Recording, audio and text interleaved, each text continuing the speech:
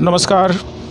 आज हम हैं करनाल ज़िला खंड नीलोखेड़ी के गांव निगदू स्थित राजकीय मॉडल संस्कृति वरिष्ठ माध्यमिक विद्यालय में। हमारे साथ हैं इस विद्यालय के प्रधानाचार्य आदरणीय श्री धर्मपाल चौधरी जी।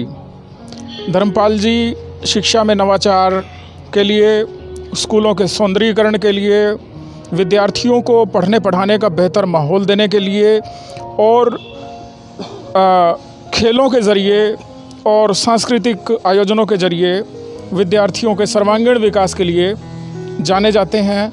जिस स्कूल में जाते हैं उस स्कूल में एक ऐसा वातावरण सृजित करने की इनकी कोशिश रहती है जिसमें विद्यार्थी स्वयं सीख सकें।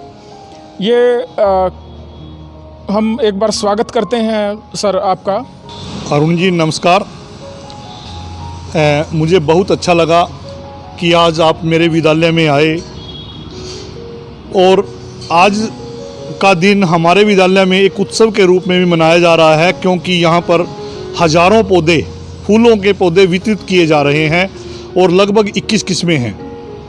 जी, उस पर हम अभी शामिल होते हैं। मैं एक विशेष उपलब्धि का जिक्र दरअसल करना चाह रहा था कि हमारे कोरोना के बाद स्कूल किस तरह से खोले जाएं। उसके लिए विभाग ने जिन 2 स्कूलों का चयन किया उसमें निगदू का राजकीय मॉडल संस्कृति वरिष्ठ माध्यमिक स्कूल एक रहा। अरुण जी, जो हमारा ये प्रैक्टिकल रहा, जी जी, यह बहुत एक सफल प्रैक्टिकल रहा। आज मेरे विद्यालय में 200 छात्र नियमित, क्या बात है, अपने जो भी बच्चों के सुझाव लेने के लिए जो बच्चे मेरे विद्यालय के अंदर आ रहे हैं, तो 200 बच्चा कम से कम आ रहा है। मैंने पहले भी यह अखबार के माध्यम से यह बात कही थी कि यहाँ के पेरेंट्स से बड़े जागरूक हैं। यहाँ पर विद्यालय में हर प्रकार के जो भी नियम कोविड से संबंधित है उनका पालन किया जाता है। चाहे आप यहाँ पर जो टैप लगी हुई हैं वो पाँव के साथ चलती हैं, हाथ लगाने की वहाँ पर जरूरत नहीं है। अरे वाह। सैनिटाइजर का प्रबंध है, हर कमरे को सैनिटाइज किया जाता है और दिन ब दिन बच्चों की संख्या बढ़ती जा रही है। क्या बात। जिससे यह साबित होता है कि बच्चे तो चाहते हैं और पेरेंट्स भी चाहते हैं और अध्यापक भी बड़े रुचि लेकर बच्चों को इंस्ट्रक्ट कर रहे हैं, उनकी जो भी समस्याएं आ रही हैं उनको दूर कर रहे हैं। अधिक से अधिक समय बच्चे स्कूल में बिताना चाहते हैं, परंतु हम यहाँ पर 9 से 12 ही स्कूल, जो भी सरकार के विभाग के जो नियम है कि इतने समय तक आपने जो भी बच्चा जानकारी लेने आए तो उनको देना है, तो हम मैक्सिमम जानकारी बच्चों को दे पा रहे हैं। और जिससे हमें यह फायदा हुआ कि जो हमने ऑनलाइन काम करवाया था वह कितना सफल रहा, उसका एक आउटपुट क्या रहा, उसके बारे में भी हमने बच्चों से बातचीत करके यहाँ पर जाना।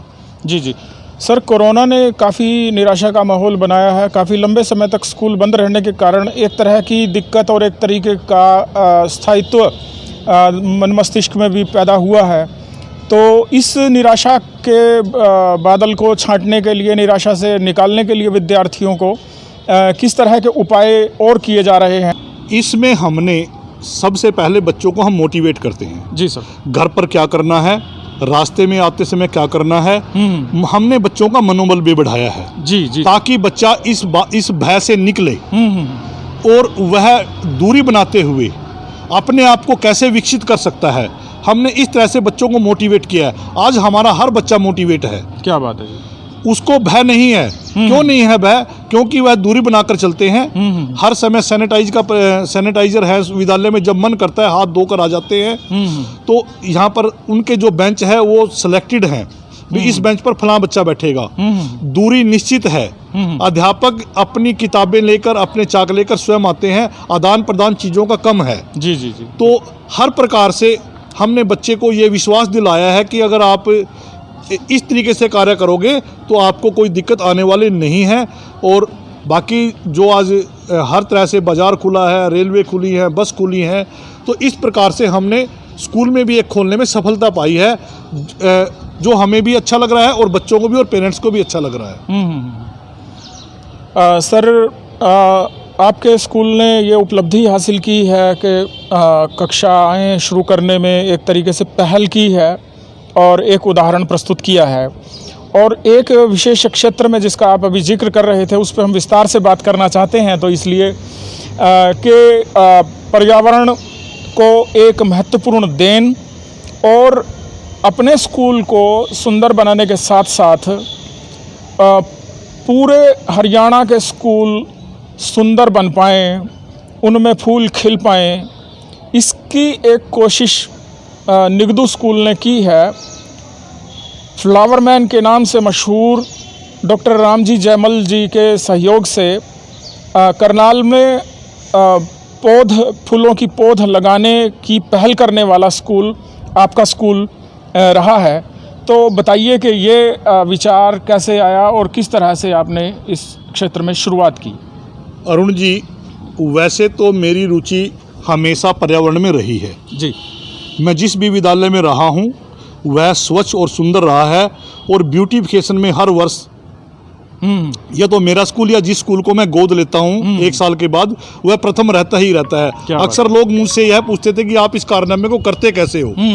इसमें यही है कि मैं सुबह से लेकर शाम तक अपने स्कूल पे ध्यान देता हूँ, और मैं वो जगह चिन्हित करता रहता हूँ जहाँ पर कहीं कोई ऐसी चीज़ है कि यहाँ पर पौधा लगाया जा सकता है, वहाँ हम पौधा लगाते हैं। जहाँ फूल लगाए जाने हैं वहाँ पर हम फूल लगाते हैं, अपने विद्यालय को हरा भरा करते हैं। मेरा मकसद यह रहता है कि हमारा विद्यालय गो ग्रीन की ओर बढ़े जी, हरा भरा रहे, ताकि वातावरण, आज दीवारों पे कहीं भी आपको लिखे मिलेंगे वृक्ष लगाओ, वृक्ष ही जीवन है, इसे हमें, पर लगाते नहीं हैं लोग, सिर्फ लिखते हैं और कह जाते हैं, परंतु हमने इसका प्रैक्टिकल रूप इस विद्यालय में किया हुआ है। आज यहाँ पर हजारों तो पौधे लगे हुए हैं इस विद्यालय के अंदर।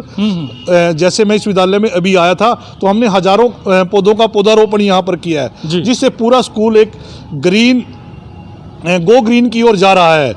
तो साथ में हमने जैसे ही पता लगा कि रामजी लाल जी एक सिरसा में एक सामाजिक व्यक्ति हैं जो फूलों की पौधों का काम करते हैं, हमने उनसे संपर्क किया और हमने यहाँ पर 21 वैरायटी की फूलों की पौध लगाई। क्या बात। ताकि जो लोग मुझसे पूछते थे आप अपने स्कूल को सुंदर कैसे बनाते हो, ताकि अन्य विद्यालयों को भी यह एक मैसेज जाए कि यदि आप इस तरह का काम करेंगे तो हम भी अपने विद्यालय को एक सुंदर विद्यालय बना सकते हैं। तो अब मेरे विद्यालय के अंदर लाखों पौधा खड़ा है फूलों का, और मैं आज आपके माध्यम से भी यह कहना चाहूँगा कि जो भी विद्यालय चाहे फूल और पौधे लेने तो मेरे विद्यालय से फ्री में पौधे मिलते हैं, लेके जा सकते हैं। आपको इसमें कहीं नर्सरी में जाकर पैसे भी नहीं देने पड़ेंगे और यहाँ से फ्री में मिलेंगे और आपका विद्यालय बड़ा सुंदर होगा।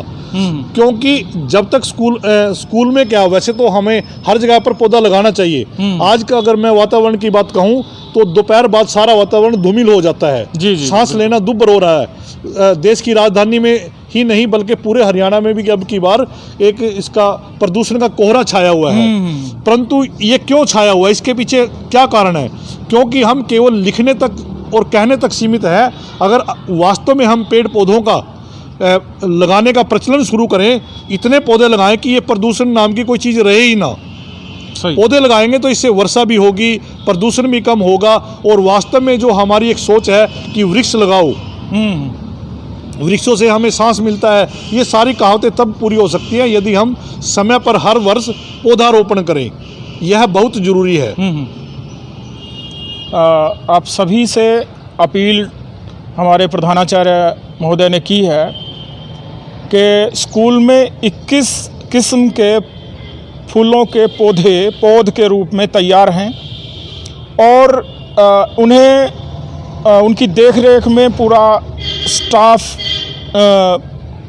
इन्होंने तैनात कर रखा है और उन्हें वितरित करने का कार्य शुरू हो चुका है। आप भी यदि अपने स्कूल को बहुत सुंदर बनाना चाहते हैं, फूल लगाना चाहते हैं, तो मुफ्त में ये पौधे राजकीय मॉडल संस्कृति वरिष्ठ माध्यमिक विद्यालय निगदू खंड नीलोखेड़ी करनाल से प्राप्त कर सकते हैं।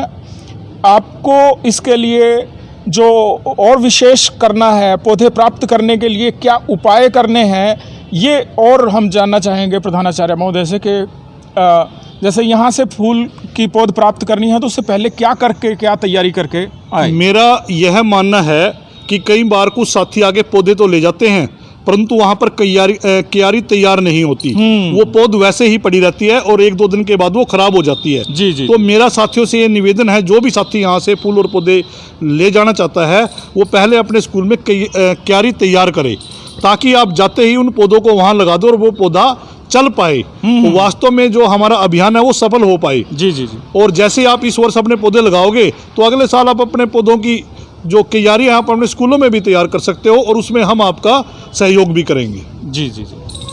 आप सभी से निवेदन कि अपने स्कूल में क्यारी तैयार करें, उसमें खाद डाल लें और उसके बाद निगदू स्कूल में बेझिझक आ जाएं, प्रधानाचार्य महोदय से संपर्क कर लें और यहाँ पे आपको